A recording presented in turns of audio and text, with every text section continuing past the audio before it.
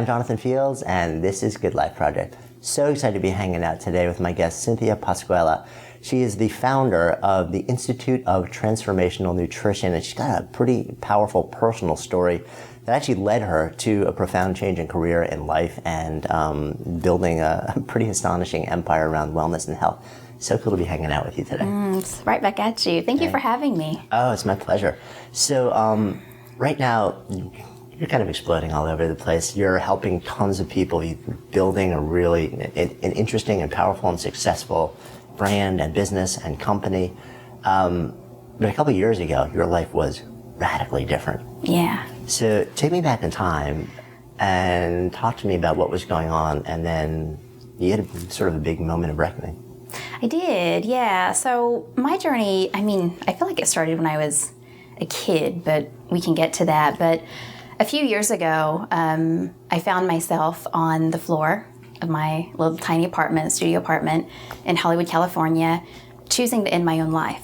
I was done. And what kind of led up to this was for many, many months, I had struggled with health issues. I had chronic fatigue. I was 25 pounds overweight, horrible cystic acne.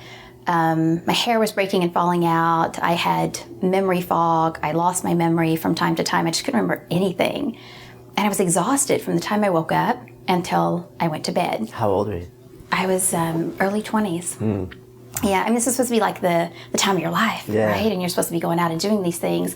And I wasn't working because I was too sick, and I had a few $100s in my bank account, which in Los Angeles doesn't go very far. It doesn't go very far anywhere these days. And I had tried everything, Jonathan. Like I tried like doctors and nutritionists and trainers, and that didn't go so well. So I tried healers and crystals, and I was hypnotized and all of this work. And nothing was working. And I remember I got up one morning and I dragged myself into the shower because, again, I'm exhausted. And I was showering and I found a knot in one of my breasts. And I was like, whoa. And then I found a knot in the other one. And I was just crushed. And that was my breaking point. And I just said, I'm done. I'm done. No one can look back and say that I haven't tried. Because I have. I've spent all my money. I've spent all my time. I've literally tried everything. And so that night, just sitting on the floor, it was the same day all this happened, right? Everything went down. I was just done. And as I sat there and I thought, this is it. I'm done. My life as I know it on this planet is over. I started to look back over my life. And, it wasn't like this thing happened and I was like, oh, I can't do it. I'm overweight. I don't feel so good. My whole life had been a struggle. And as I sat there and I knew that this was the end, the tears were, streaming down my face, I started to get really angry. And I started to say, why me? Why? Why me? Why me? And I kept asking this question. The more I asked it, the more angry I got because, again, this wasn't the start of my journey. I grew up in extreme poverty. There was no running water in the house. I remember going hungry for food at times. There was an outhouse that we used, and I remember we had these big rain barrels outside. The gutters would drip the rain into these big barrels. And my mom would dip out pans of water and put them on this old wood stove that we had to heat the house and then pour it in like this old metal tub, and that's how we would take a bath.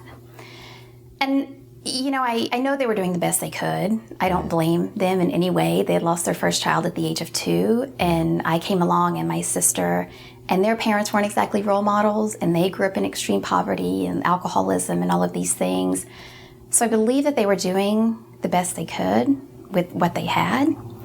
But it was just a really stressful environment. There was drug abuse, alcohol abuse, there was domestic abuse. I was sexually abused at a young age.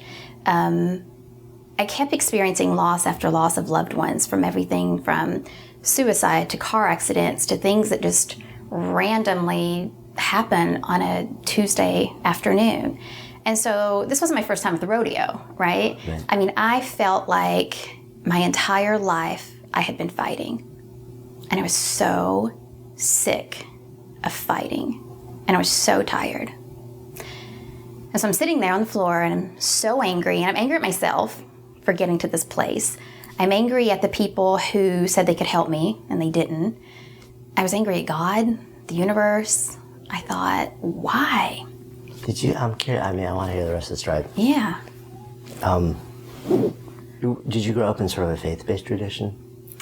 I did. I grew up in the South. Yeah. So very much Southern Baptist, if you speed, you're going straight to hell, right? Yeah.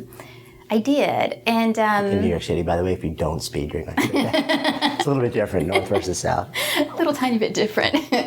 Yeah, but it's interesting, my spiritual journey, and maybe that's another conversation, but I don't know. I always felt like there was something it didn't sit with me, this whole idea of this, of the world and of God and you're going straight to hell if you break any law. And it was just intense. And I thought, I don't think God works that way. I don't think that's the way this whole thing works. But I did get away from that, and I always thought I was a spiritual person, and I looked at so many different religions, right, and different spiritual practices, because I went through this period, and I think we all do. I think some people go through it their whole lives, and in a way I'm still searching, but what's my purpose? Why am I here? What's the meaning of life, And I dug into different religions and spiritual practices as part of that, but I'm a seeker, I always wanted to sort of find those answers. Yeah, I just asked it because you mentioned, as your line there, you're angry at this, and angry at God also. I'm always just curious about people's relationship to faith and how that rises up in those moments of reckoning in each of our personal journeys, because we're all going to have them at some point in some way, shape, or form. And it's what do people turn to at that point? And then if you're a person who is raised up in a tradition of faith, is that a time where you run towards faith or you run away from faith? And people respond so differently, so it's kind of interesting. Yeah. I think, and I've done both at different times in my life, when I've had different struggles. There are times that I've sort of tried to reconnect to that sort of old school upbringing, way of religion and spiritual connection. And then there have been times where I just felt like there's something more. What I believe now is radically different than what I grew up believing. I believe that we're all part of this energy source, this energetic source that sort of binds us all together. I believe that part of our trouble is going outside of ourselves for the answers. I believe that we have everything we need inside of us, because I believe that we all have a little bit of that God or life force energy or whatever it is that you believe. We're connected to that. We're part of it. So really, the only place we need to go is within. Yeah. So it's instead of running to or from, you've taken the path of redefining just what faith is in your experience. Yeah. So you're lying there. Yeah. And you're in a really tough moment in your life. And your emotions start to change from, frustration, sorrow to anger. Yeah. What's that about? Well, in that moment, I felt hopeless and I felt worthless. And there were so many times in my life where I felt worthless and felt so much shame because of things that happened to me or where I came from or my upbringing or my background. I wouldn't tell anyone, by the way. I never shared my story. I was ashamed. I really was. I didn't talk about, the fact that I grew up with nothing. And people just assumed whatever they assumed. But I was really tired of feeling worthless. I felt like I wasn't seen, I wasn't heard, and that I didn't matter. But something within me fought that so fiercely that night. And that's where the anger came from. Because there was this conflict, the internal conflict, like, you're not good enough, you don't matter, you're not important, but surely I do. But there's something, and I kept smacking up against that. And the angrier I got, and the more upset I got, and the more I said, why me? It's like divine intervention, I don't know, but the answer started to reveal itself. And in that moment, I knew that none of these things had happened to me, but they had happened for me, and that I wasn't a victim, nor a survivor, and that everything was perfect in that moment, just as it was supposed to be. It was this stillness that I think comes when you have hit rock bottom and there's nowhere else to go. And you tap into that something else, just begging and pleading for answers. And those answers came. And so, all of these tears that had been falling were no longer tears of sadness. But they were, in a weird way, joyful, because I felt like what I had been searching for so long had all of a sudden opened up to me. And I knew I got it. In that moment, I got it in such a big way. Like, I knew that everything I'd gone through was for a purpose. And I knew that I could heal myself. I knew that beyond a shadow of a doubt, which doesn't make any sense to me because I tried everything, Because like the rational brain says, how? How? How do you know stuff like that? And I've had plenty of conversations with people where there's just, it's like they snap from one radically different state of being and mind in a moment to it's just like everything changes 180 degrees. And there are some times where they can point to something like, this did it. Mm-hmm. But then there are other times where it's like, I can't tell you. Yeah. But what I can tell you is something shifted somehow, somewhere. Yeah. And life would never be the same from that point forward. And I'm always curious, like, I'm always trying to deconstruct that moment because, and I think what it is for me is I want it to be as teachable as possible. Yes. It's like, so I'm looking at, like, when you tell me something like this, I'm like, okay, we could just leave it hanging in the air. I say, okay, cool, like divine intervention. But I'm always so curious, like, have you thought, at all, because, are you just a person that hit this moment and somehow this just channeled through you? Or, was there some setup? Was there some process? Was there something that happened, like something deeper that you can identify that allowed you to, like, flip the switch? And there may not have been. Yeah. But I'm always curious to see if we can, like, dig a layer deeper, because then it may allow somebody else to say, well, maybe if I try that. Yeah. And again, I don't know if there is with you, but it's like, I think it's always important to just ask the question. I think it's interesting. I believe that these things happen, and I don't know if we'll ever know the answers. I don't. And I don't know that wanting to know the answers helps us get any closer. I know, that's my life. So funny. I owned a yoga center for a lot of years in New York City, and it was me and like my manager, who became a partner, who ran it for, and she was always like, look, I don't really care, like, what gets me to the top of the mountain. Yeah. I just want to feel like I want to know what it is to be there. I want to experience that feeling. I'm like, no. We have to, like, figure out, like, I want to reverse engineer every step to figure out the journey. I need to plot it out. Where's the science behind it?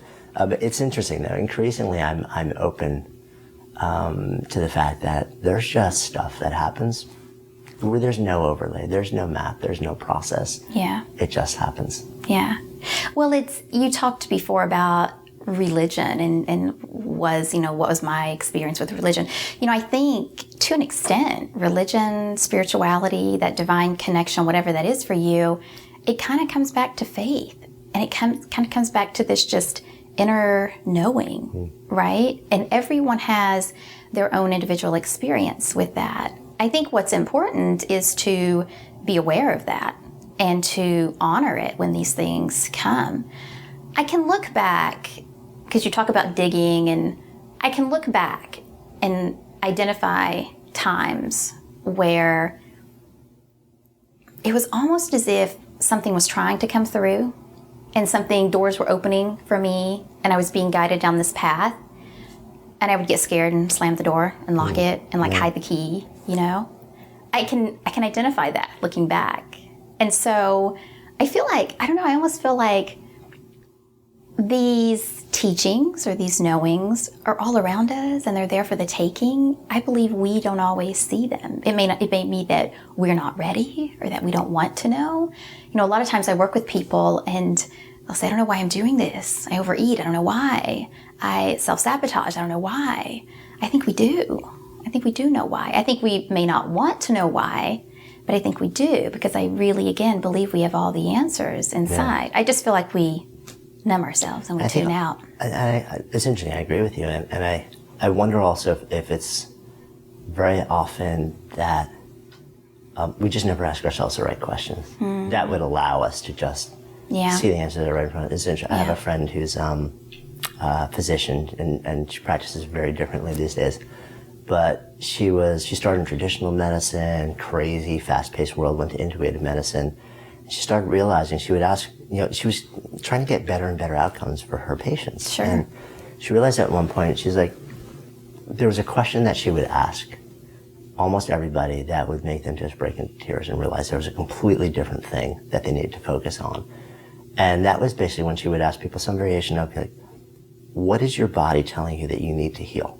It's Lissa Rankin, who, I don't know if you know her, but and she was like, at that moment, people would just, for the first time, they would ask that question to themselves, and it was like, I despise my job, and I hate my partner, and and all of a sudden, this next level stuff starts to come out, and they start to actually see what's all around them. Totally. But they weren't asking the question, which is not like, how do I medicate myself, or not how do I, like, what exercise do I need to do to get, but actually, like, what's the root source of what's really going on here? Yeah. And then if you don't ever ask that question, you don't ever look for the right answer. So I think the questions we ask ourselves are so important in actually being able to open to that, knowing that may be all around us all day long. I agree completely. I think sometimes too what we need is almost like a guide or someone to just sort of help us, like Lisa asking the question. I sometimes feel like we need that, like the way I went through my whole journey, which we can talk about if you want, or not, doesn't matter. But I got to the point where it sort of uncovered this process, and it was sort of a process that I used, because this healing doesn't happen overnight, right? It's a process. Yeah. And it's a lot to it, but essentially, if you're dealing with food or whatever the issue is, it's going back and finding your first trigger point for that. I believe that these things that radically shift our way of being, our lives, and the way everything works out for us happens before the age of 8 when we're kids. I see that. I've seen it with thousands of clients over the years. And so if we can take them back to that trigger point, let's say it's emotional eating. Okay, well, let's talk about the first time you ever ate emotionally. I had one woman who said to me, well, I remember when I was young and my mom was dating this guy, and he didn't like kids and never wanted to be around me. So when he would come over, my mom would buy me like all of these candies and cookies, and I would go to my room so they could have their time and I wasn't to come down. The cookies and candies kept me occupied. And that was her first connection. But what she associated with that is that she wasn't valued, that she wasn't seen, that she shouldn't be heard, that, she wasn't good enough, all of these things. And so we take them back through this very meditative process. You and I talked about meditation, and you start to separate yourself from that person. You start to separate yourself from these things that happened, and you start to almost become an observer of your own life. Because when you can disconnect and you're not embodying that, then you can start to heal. Does that make sense? No, it makes a lot of sense to me. So in your journey then, you're at this moment of reckoning. Yeah. Did you go back to early childhood to try and figure out the process for you to move from there? Or was that something you kind of came back to down the road? I came back to it. In that moment, it was so raw, and I almost felt like this channel, where things were just coming through me. But what I did realize when I realized, like, this is happening for me, and I meant for something really great. And look, coming from me, that was kind of a big deal, because I had grown up thinking that I wasn't meant for anything, that I wasn't ever good enough, that I was worthless and hopeless. And, I had family members who would say, you'll never do anything, you'll never amount to anything. And I believed that in a big way. But that night, there was such this divine knowing that I was meant for greatness. And I got that in a big way. And I sat with that, and I made a pact with the universe that night. And I said, all right, I got this. If you will be there to guide and support me, I'm in. I will dedicate the rest of my life to making sure that if I can help one person not feel this way, that's what I'll do. And so the universe signed on. I was really happy about that. And I picked myself up the floor, and I dried my tears and, pulled my hair. I was a hot mess. It was not pretty. And I went to the computer and I said a little prayer. thanking the universe for Google. And I started searching, and I found a nutrition certification course. I let go, Jonathan. And I had never done that, because for me, control meant safety, right? Because my life was so chaotic from the time I was a little kid. And I thought, if I can control this, I'm safe. I got this, right? But that night I was just letting that go. Gave up complete control. And so found a nutrition program. Why nutrition? Well, I knew that was the key. I knew that because I had tried medication, I had tried prescriptions, and they only made me worse. And I had always been interested in what we eat and how it nourishes our body. And I knew, like, I had read books over the years and just, I don't know, it was this innate just wanting to know more about food and nutrition. And so it just seemed natural. It just sort of seemed like the right direction. And so I wanted to know more, and I really believed that food could heal us. I didn't know how, but I had that belief just sort of ingrained. And so that's what I turned to, and I started going to school, and I started learning, and I started applying these things.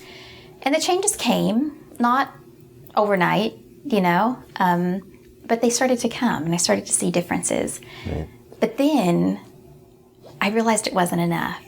I want to ask you a practical question. Yeah. I mean, I want to see the whole here. Yeah. But practical question too. Like, you're hanging out, and okay, I'm going to go to nutrition school. You got a couple $100 in your account. Yeah. How are you living at this point?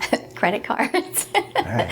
I only had credit cards. I put my education, this first nutrition program I signed up for, on 3 different credit cards. So that's faith. I was investing in the only thing I had left to invest in, and that was me. There was nothing else. Did you think about it at all? What if this doesn't work? No. It was just like, this is it. This will work. Yeah. There was never a plan B. It's interesting. I've worked over the years with a lot of celebrities, and I was at a party one night that I got invited to, and there was a A-list celebrity there, and I was a huge fan of hers. And I got introduced to her, and I'm always, like you, very interested in knowing people's stories. How, why, what about? And so we got into this conversation about work and the business, and I said, why this? And like, what would you have done and if this hadn't ever worked out? And she said, I don't know. And I said, you don't know? There was never a plan? She said, there was never a plan B. Yeah. I mean, it's so interesting, because I've had such similar conversations, not with A-list celebrities, but with a lot of entrepreneurs, artists, makers, creators.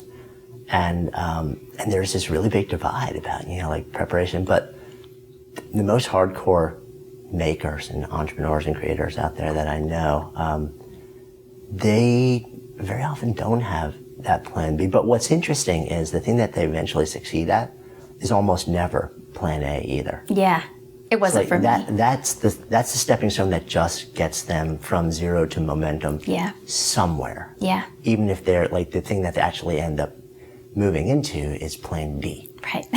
So it's really interesting that it's not an option. It's funny because I have a very past life as a lawyer. And when I first stepped away from it, in the back of my mind was always, I'm still a member of the bar. Right.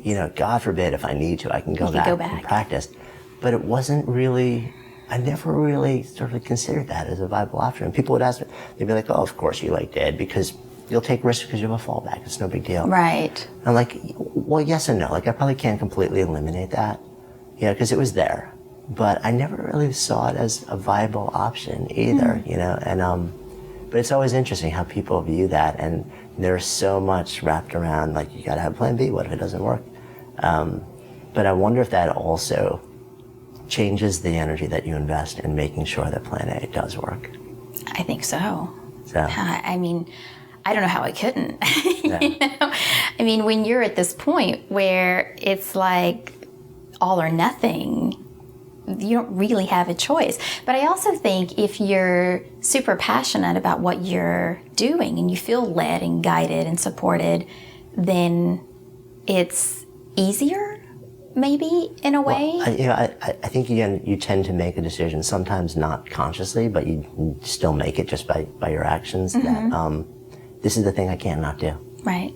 And then when there is that sense of calling, however you feel it, that you kind of, in the back of your mind, you're kind of like, even if it doesn't work, even if I crash and burn, it's still the thing I can't not do. Right. You know, so you just do it. Yeah. And, you know, it's interesting. There's, you know, in the creative process, people are always like, well, when is it time to hold or fold? Yeah.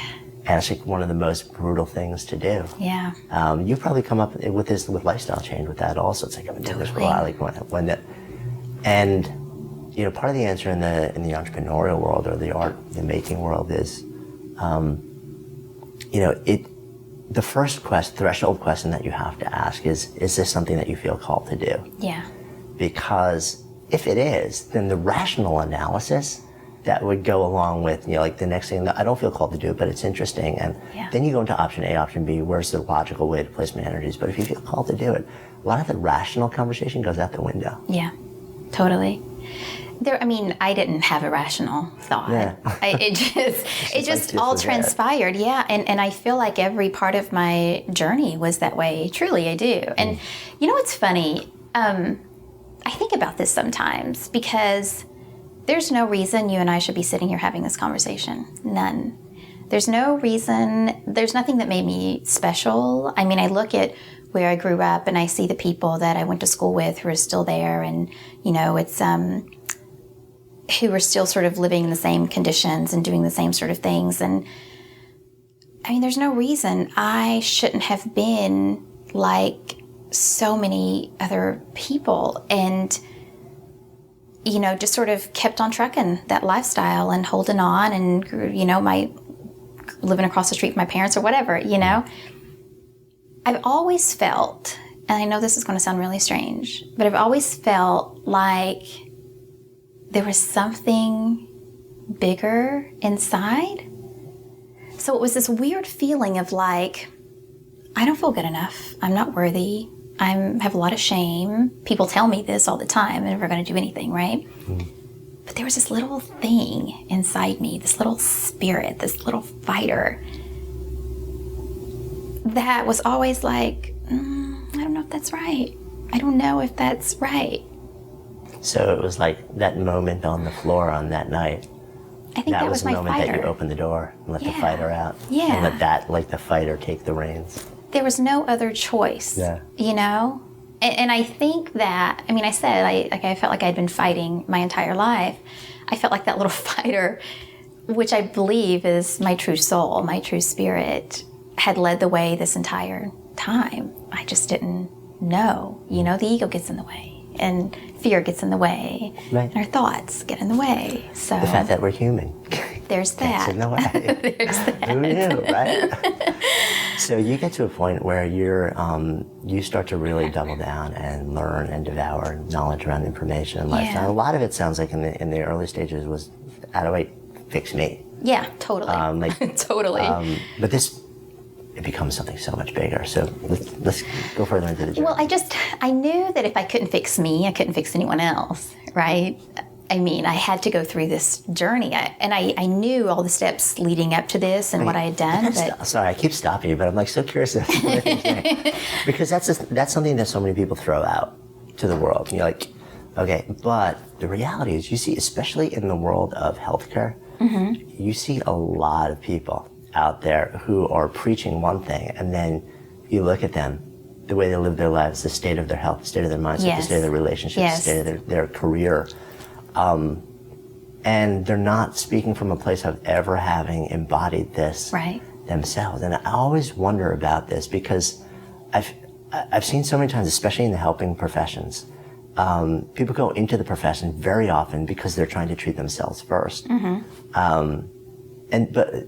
And there's this interesting phenomenon, and I wonder if you've seen this also, in that a lot of times people get halfway there and then decide that they want to go help other people. And I often wonder whether that's about not wanting to finish their journey, because it's getting to the point where to get from here to there and go, like, to come home, that's brutally hard. So let me just get myself kind of there and turn around and help other people. But then I think you hit this roadblock where, and some people I've had fierce arguments about this, and but I do kind of believe that you can't take somebody to a place that you haven't been. Yeah.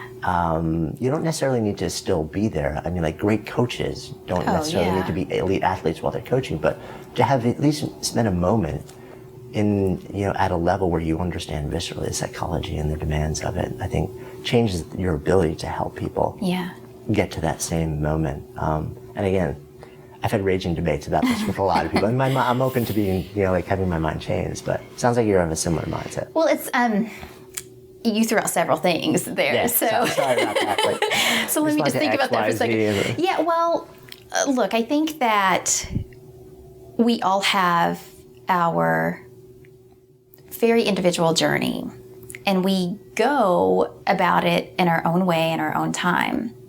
And I believe that when you get to this certain point, like you said, they get so far, but never like to the promised land. I know that to go to these places, it's very hard, and it's very dark, and it's very painful. It's like come to Jesus moment, as we'd say in the South, right? And it's uncomfortable. It's interesting. Over the years, I've noticed that, and I bet you've noticed this too, that people know they should change, should do different. And sometimes they try it, and sometimes they get a little ways down the road. But then they go back, and it's because it's comfortable. Mm-hmm. It may not be pleasant or awesome or the life they want to live, but they know it, and it's comfortable. And they settle for that, because the unknown is a very scary place, right? What if I try this and I fail? What will they say? What if I try it and succeed, and then I have to keep up appearances? Like, how hard is that going to be? Because we're always concerned about what people think, right? Yeah. What will they say? How would they? Yeah, that judgment side is brutal. Oh, totally. And we have it in ourselves, right? Yeah. The judgment of our own selves is sometimes even more vicious. I'm not immune. Yeah, it's crazy. So I think, that we have to really look at that. Like I tell people, if you really want to transform everything, you have to get comfortable being uncomfortable. And people don't always want to do that. But I also think that's okay. I think it's fine. I think that where they are is exactly where they're supposed to be. And I think when they're ready to go to that next place, when it's their time, they will. I don't think it negates the work that they've done already on themselves. And I think that for sure they've learned things that they can share with others, having got thus far, right? Even if they haven't gone to the promised land. Now, I don't think you can take people where you haven't gone. We are in total alignment with that. But I also don't discount the journey that people have had thus far. Yeah, I think we're totally in agreement there. I don't think there's a person on the planet that you can't learn from. I don't think there's anybody I've ever met that doesn't have something to teach. Totally. It's sort of like, I think that the thing that I'm always curious about is when you're teaching beyond what you've actually experienced. That blows my mind. Yeah. I don't get it. For me, I knew that I've kind of been always a type A perfectionist. I'm a Virgo. Maybe that has something to do with it. But I always wanted to, like, if you're going to do something, you're going to do it, And for me, I think I had been so low that I wanted to go so high. And I knew if I could do it, anyone could do it. And I knew if I could do it, I could teach other people how to do it. Because I didn't want to teach people how to get a little bit better. I didn't want to teach them how to be skinny. I didn't want to teach them how to eat more green smoothies. Not that there's anything wrong with any of those things. Those are all great things. We all need to know them. I wanted to teach people how to radically transform. And there's a great quote by Krishnamurti who said, when you begin to understand what you are, not who, but what you are, without trying to change it, then what you are undergoes a transformation. And so I really wanted to understand and help other people understand who they are authentically, why we make these choices, where they came from, what the root cause was, so that we can truly heal not just our bodies, but our hearts. Because I believe, like you said, the world is full of people who have done really amazing things, and we can learn from all of them, right? But they need to be out there sharing that information. And I think when we know who we are and we know our own value, we will start to share those things. I think that's revolutionary. Yeah. So you go from a place where you're doing a lot of personal discovery, a lot of education, a lot of training, Yeah.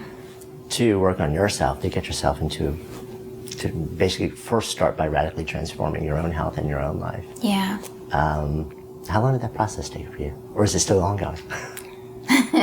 No, I'm good now. Okay. I'm yeah. It's a lifelong journey, I think. I'm always learning things and implementing them. But like until you got to the place where you're like, you know what? I'm all right. And I'm ready to turn around and help people. I think a good 10 years. Wow. Yeah. I'm sure a lot of people listening and watching this, they'd be like, oh, 10 years. But I got to wait 10 years for this. Come on. But here's the cool thing. Answer. Like when you learn something, you can teach it way faster, right? Mm-hmm. Because I went through, like when I first started, I did all the science because I thought science, and I'm a little bit of a geek. Mm-hmm. Okay, I'm a total nerd, I'll admit it. And I kept looking at like food intolerances and hormone balancing and eat this, not that, and calories in versus calories. I looked at all of that and I started applying that to my own body. And I saw changes. Things started to happen. Mm-hmm. But I knew there was something bigger. And I thought, why is it that I kind of know what to do, but I don't know how to do it? Why is that? Why do we know? Like, look, we don't need another diet book, right? And there's some great diets out there. I wrote one of them. No, I'm just kidding. But we know what to do. Why don't we do it? So I started digging into the psychology of these things and looking at our psychological triggers and our neurological pathways and how they're formed and how do we reform them? Because truly, if you're going to help people change, let's help them change, right? Let's not just put them on another quick diet. And so I looked at that and I saw major changes after that. But the spirituality piece is what transformed everything. So take me deeper into that. Yeah, well, it's this whole idea of knowing who we are and owning that in a big way. And let me try to explain what I mean by that. You know, when we're born, we're these precious kids, right? And I'll use women as an example because I work primarily with women. But women are born and they're these beautiful little girls and they're daddy's girls and they're told to be the good girl and help their mama and go to school and get good grades. And so you can get into a good college, and you get into a good college, you can get a great job and meet Mr. Right and have the 2.5 kids and be an excellent mom and a rock star in the boardroom and a porn star in the bedroom and look like a Barbie doll while doing it. That's what we should do, right? We're told that. Men have very similar things, you know, a little different, but you have your own shoulds, right? This is the role you're supposed to play. Totally. Before we talked about worrying about what people will say. I think we're terrified of that. And so no one wants to be different. No one wants to let their freak flag fly because when they do, people say, look at him. What's he doing? He's a little crazy. Anyone that's different is, well, different. And we think different is not good. So we conform to these things that we are told we should be. And in the process of doing that, we forget who we are. When I started to remember who I was and what a gift my being was, which sounds very egotistical, but it's not, because you have the same thing. We all do, right? We're all meant for greatness. We all have this, but we forget it because we're too busy trying to be who we think we should be instead of really honoring who we are. So when that piece clicked and I got it, and I combined that with the psychology and the science, everything shifted. Everything. My life, my thoughts, everything was radically different. My health, the weight fell off, the skin cleared up. I remembered everything. I had tons of energy. The lumps in my breast turned out to be fibrous, which years later brought me to my knees in gratitude when my mom was diagnosed with breast cancer. I just thought, whoa, thank you, you know? But that's how I found transformation really happens, that old quote. Get to know who you are and understand without trying to change it. Because when you know who you are, then you're not seeking anything. It goes back to going within, right? You're not seeking. You're not going outside. You remember who you are and the greatness that you're meant for. everything shifts. It's an interesting overlay with not the practice of physical yoga, but the teachings. And there's a Sanskrit term, jiva mukti or jivan mukti, which translates roughly to liberated being. And it's not, and the idea is that the process of the practice is not about remaking yourself. It's about peeling away all the stuff that cakes on through the experience of life so that you can actually start to see yourself. That you liberate what's inside. It's like, the classic quote about the David, it's like, it says, I didn't create it. I simply liberated what was already in the stone. Yeah. Similar thing. It's very true. It's very true. When I started using this practice, this method, I called it Transformational Nutrition, because to me that's what it was. It was completely transformative, and it was a way of feeding and nurturing ourselves once again. When I started using this with people, Jonathan, it wasn't like people got skinny and healthy. They completely changed their lives. They left relationships that weren't serving them, jobs that didn't fulfill them. They radically shifted. And I've never met a happier group of people. I mean, I have story after story after story of people who are living authentically and playing full out and letting that freak flag fly. And they found partners who love it, and they have beautiful families, and they have jobs of their dreams. And every day they're alive. It's so cool. I mean, why does that matter to you that much? That's a great question. I think it matters because I think when you know something, you can't unknow it. And when it's something that can radically shift everything in your life, the way you look at things, the people in your life, the experiences that you have, how could you not want to share that? How could you not? For me, it doesn't get any better. It just doesn't. It's so important that everyone knows that they can feel this way. That they can live this way, that it doesn't have to be a struggle, that you don't have to compromise. I think we can radically shift everything if everyone were to reconnect to that. And it starts at childhood. I have a 3-year-old, and I'm very aware of saying things like, you're being too loud, you're being too this, you're being too that. Because I don't want her to conform. I don't want her to be who she thinks I want her to be. I want her to be her.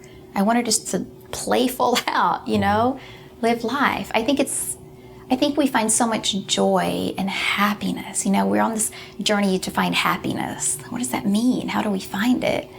I think this is one of the ways. And I think if we start to change our minds and we start to reconnect to who we are and we start to live as who we are and we start to share all this knowledge that collectively as humans we've gathered, we start to rise higher, right? No one's angry about what they're doing. Nobody feels held down by the man, We can change the world. I believe that because we start teaching new generations this. It's liberating. Yeah. So you go from this place of a really renewed sense of personal empowerment, knowledge sharing, and then helping people to helping more people and a lot more people. And then essentially building an empire. Yeah. Was that by design, or did it just kind of like one foot in front of the other, and that's where you are today? There was definitely some planning involved. Yeah, I'm thinking, okay, she said she's type A. Remember that whole control freak thing. Right. there definitely was planning and strategic thoughts, but I really allowed myself to be guided, and it was so hard. And there were times I went kicking and screaming. When you try so hard to make something work, and you just try and you force it, and you think, well, that didn't work, maybe I can do it this way. And it could be anything. It could be in business, it could be a relationship, it could be whatever, right? You try so hard to make it work, and it's just not working. And then you find something, and it's just easy. And it just goes. and it just becomes an empire. It was very much like that with me, because I struggled and tried to find all of these things to do or to create. I'm very much a creator. I'm very much an entrepreneur. I was born that way, I think. But it was hard. It was hard. When things shifted and I went through this experience and I started wanting to help other people and I started living from this place of passion and purpose, it became much easier. So tell me, for people who don't know, just kind of like lay out the empire a little bit. I know, I'm calling it an empire, so that's on me. I know. I'm huge. You're like, that's what I see from the outside looking in. So, yeah. Tell me what your, what does your business life look like? Tell me all the different tentacles that are out there making a difference. Sure. So, my big initiative, I'll kind of tell you where everything started, and then I'll tell you where we are. Yeah. Everything started with programs and books. I started looking at what I had done. And earlier when I said 10 years, and you're like, no, people want faster. Yeah. So I took that information and I created just a step-by-step process, a step-by-step method, because I wanted it to be simple, not easy, right? Simple for people to follow. I think anytime you're on your journey, I don't know if that's easy or not. Yeah. So simple. And I just sort of put it together in these different packages. So I started with these products. I started with coaching people one-on-one. I started getting calls from the media to work with, come on TV and share my experience with their audience. I got calls from celebrities that said, hey, we hear what you're doing. I want to work with you. Yeah. And then... So...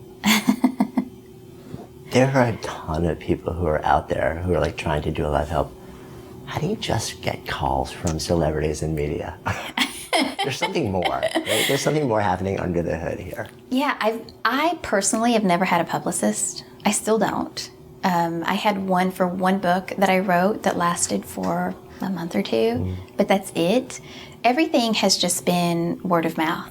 And so when I would work with clients, the work that we were doing was like they came to me saying, I want to lose weight, I want to get healthy, I have diabetes, I have whatever, right? Health issues, very science-based.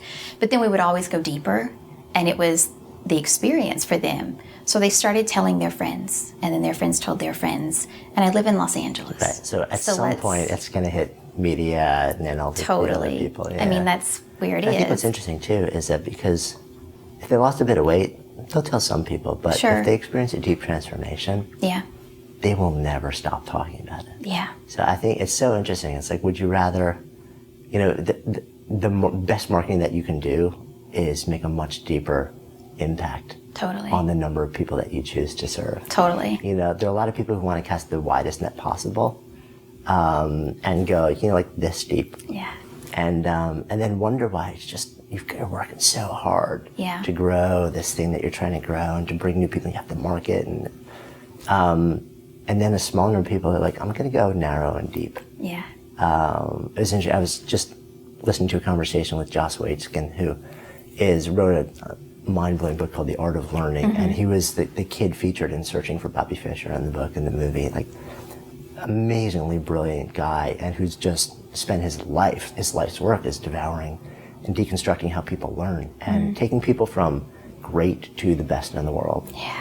And his work now, he could do anything he wants to do. Sure. Right? He's in demand, anything, but he has a very small number of clients, people who are extraordinary at what they do, who also really value all the other parts of their lives. And he works with them exclusively to go to a just profoundly different level. Yeah. He could go big and broad and have a lot of exposure. But it's interesting how people sort of make those choices. And it sounds like what you've done in part also is you kind of got the best of both worlds, and I think that's what, so you have, I think to a certain extent you have to meet people where they are also and create experiences that allow them to move from that, I have no interest and I don't want to hear you, to, okay, I'm open, to, okay, I'll dabble a little bit, to, okay, I'm going to try this, there's something happening here, to, okay, the big transformation. Yeah. And I think that's one of the things that you've done, a pretty stunning job at, is you've created that path for people to sort of move along from the absolute beginning, saying, I'm taking you as you are. Right. That's been so critical. So Only critical. as far as you want to go. Yeah, speaking from the business side of things and how do you get your message out there, right? Because we all want to help people. We all have this thing to share.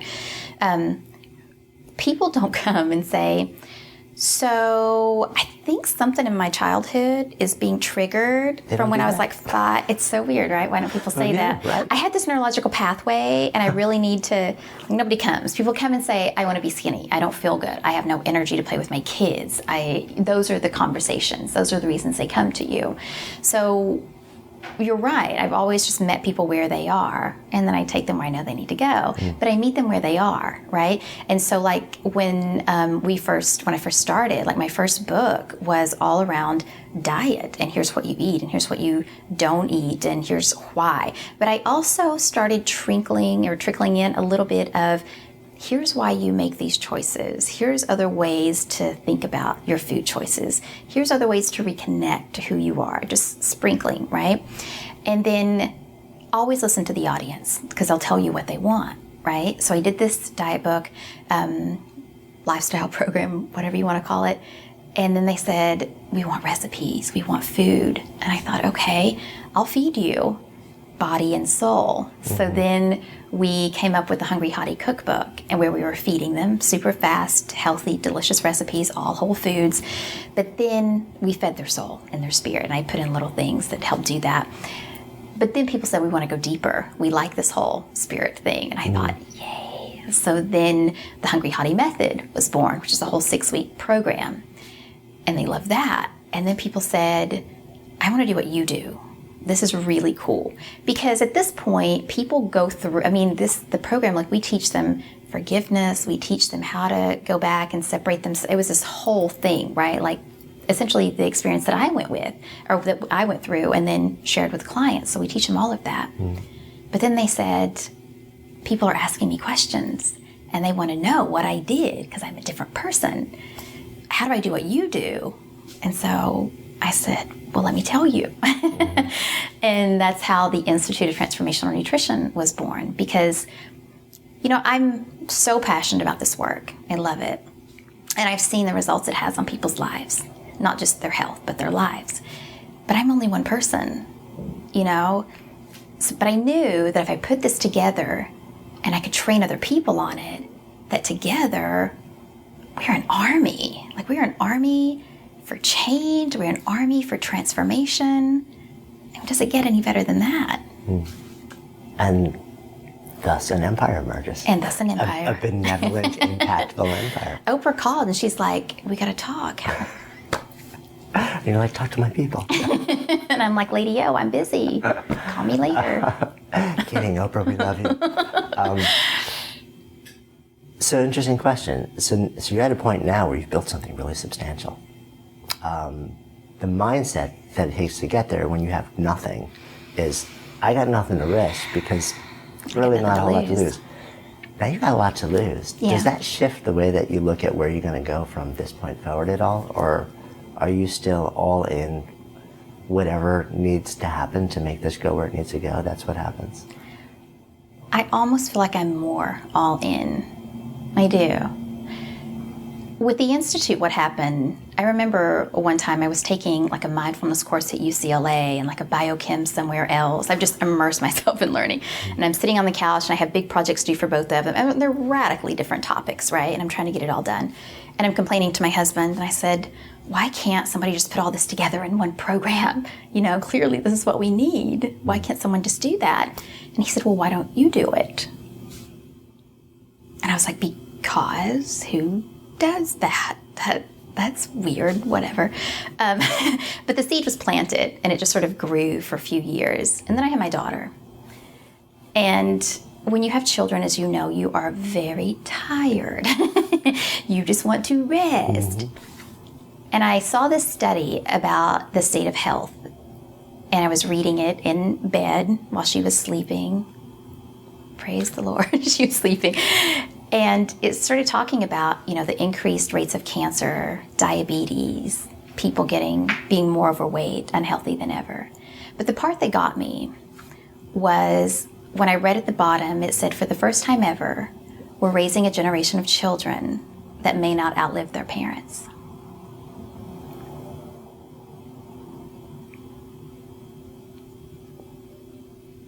was not okay. Because I looked at my daughter, and, your children are your everything. And I just could not fathom parents losing their children. It just was no longer okay. And so that became my driving force. And that's how the Institute was born. And I knew it was time. And so, if anything, I feel like I'm more all in because it's shifted in a big way. Yeah, that's powerful. Yeah. The motivation changes, your why evolves. In a big way. Yeah, and as soon as you're a parent, everything changes. So the name of this project is Good Life Project. When they offer that term out to you, to live a good life, what does it mean to you? I knew you were going to ask me this. Just because I've asked everybody for the last 2 years. I've seen this movie. I know how it ends. Many years ago, I read this quote by Mark Twain, and he said, "May you live every day of your life."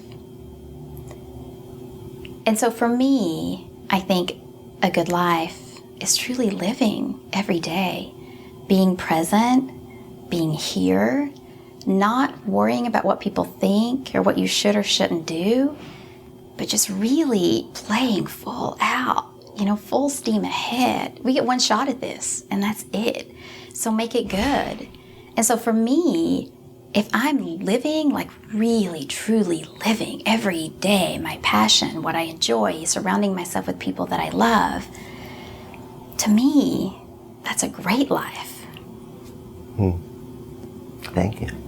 Thank you. So, my guest today has been Cynthia Pasquella. I'm Jonathan Fields, signing off for Good Life Project.